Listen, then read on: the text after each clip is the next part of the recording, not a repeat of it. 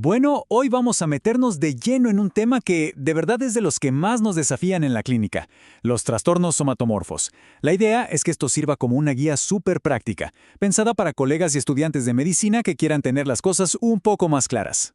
A ver, ¿a quién no le ha pasado esto en la consulta? Llega un paciente con síntomas que son muy, pero muy reales, a veces hasta incapacitantes, pero le haces todos los estudios, todas las pruebas y todo sale negativo.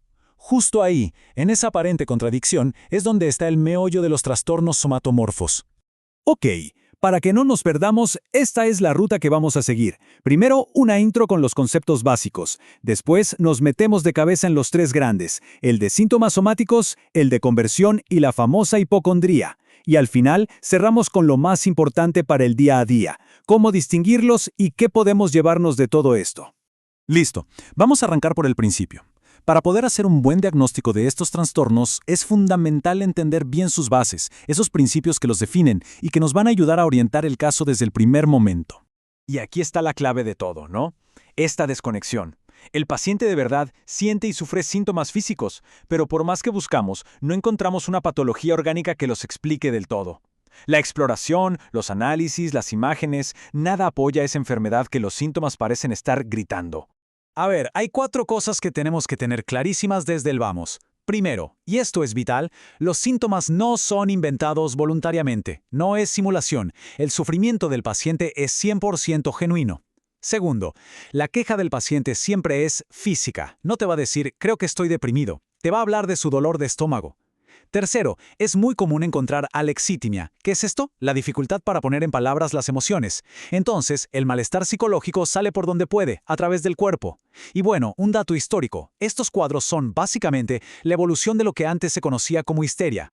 Ahora bien, la cosa ha cambiado un poco con el tiempo, sobre todo con el DSM-5, que vino a poner un poco de orden. Agrupó varios diagnósticos que andaban sueltos bajo un nuevo gran paraguas. Pero para entender bien a dónde llegamos, primero tenemos que ver de dónde venimos, o sea, su precursor principal. Antes del DSM-5, el diagnóstico estrella era el trastorno de somatización, que quizás lo conozcan como síndrome de Briquet. Se definía por una historia larguísima de quejas físicas de todo tipo, que solían empezar antes de los 30 años y que, claro, le arruinaban la vida al paciente, con visitas al médico una y otra vez. De hecho, tenía unos criterios de diagnóstico súper específicos. Y para diagnosticarlo, había una regla de oro, súper fácil de recordar. La regla del 4-2-1-1. ¿Cómo funcionaba? Pues así de simple. Se necesitaban al menos 4 síntomas de dolor en lugares diferentes, como cabeza, espalda, articulaciones, lo que fuera. Después, 2 síntomas gastrointestinales que no fueran dolor, como náuseas o distensión. Luego, un síntoma sexual, por ejemplo, disfunción eréctil o dolor menstrual. Y para terminar, un síntoma pseudoneurológico, como mareos, debilidad o visión doble. ¿Y a quiénes afecta más? Bueno, los números son claros. Es muchísimo más frecuente en mujeres. Además, es rarísimo que venga solo, casi siempre viene de la mano con ansiedad y depresión. De hecho, por eso suelen terminar en psiquiatría. Ojo también al componente familiar. Hasta un 20% de los familiares de primer grado pueden tener el mismo diagnóstico.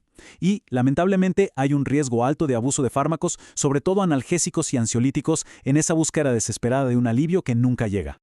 Y aquí es donde llega el gran cambio del DSM-5. Agarró los viejos trastornos de somatización, el indiferenciado y el de dolor, y los metió todos en una misma bolsa, el trastorno por síntomas somáticos.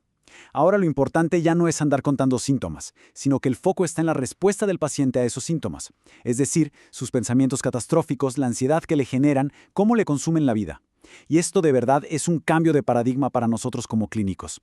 Nos obliga a mirar más allá del síntoma y a centrarnos en el sufrimiento real de la persona. Bueno, dejamos eso y nos vamos a otro cuadro que es un clásico, con una forma de presentarse súper particular.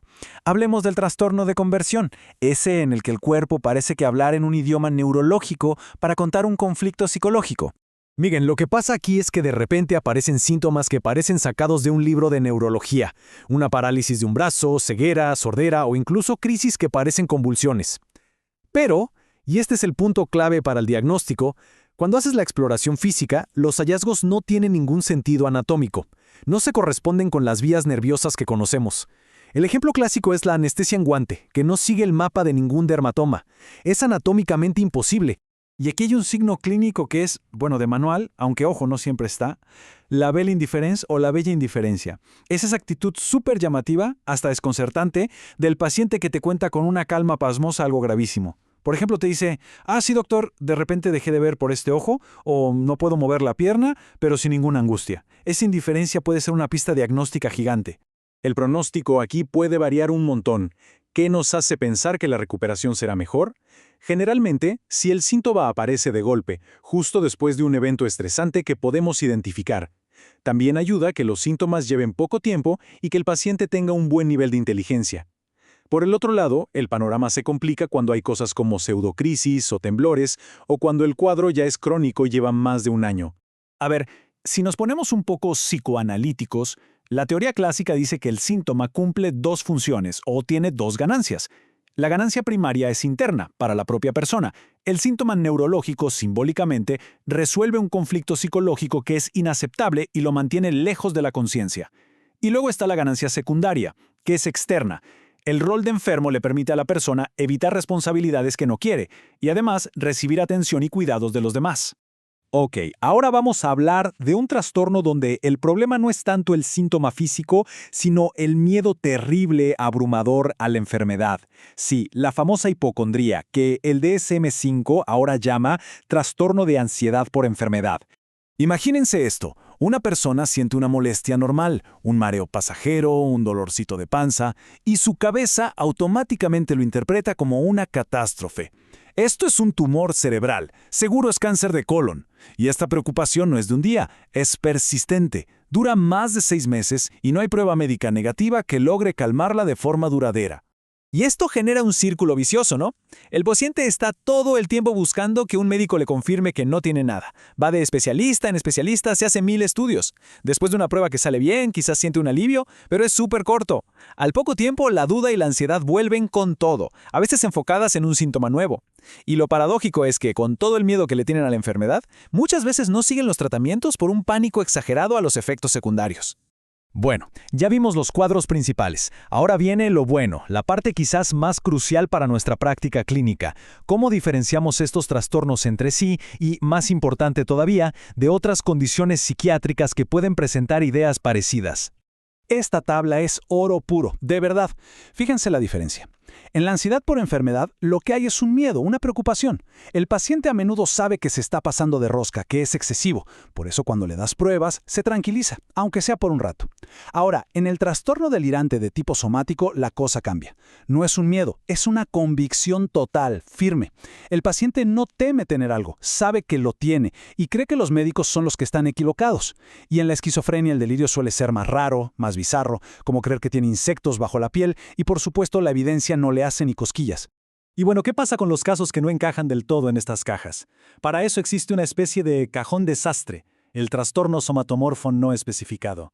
El ejemplo más famoso y fascinante que cae acá es la pseudociesis, el embarazo psicológico. Es un cuadro increíble donde una persona, generalmente una mujer con un deseo muy intenso de ser madre, desarrolla todos los síntomas de un embarazo real. Le crece el abdomen, se le corta la menstruación, tiene náuseas, hasta puede tener secreción de leche, pero sin que haya ninguna gestación. Y un consejo de oro para quienes estén preparando para la residencia o estén en formación. No se maten memorizando listas de síntomas. La clave de todo esto es entender los conceptos de fondo de cada trastorno. Eso es lo que te va a permitir hacer un buen diagnóstico diferencial cuando te pongan un caso clínico complejo enfrente, tanto en el examen como, más importante, en la vida real. Y para terminar les dejo una reflexión que es, yo creo, el gran reto de nuestro día a día con estos pacientes.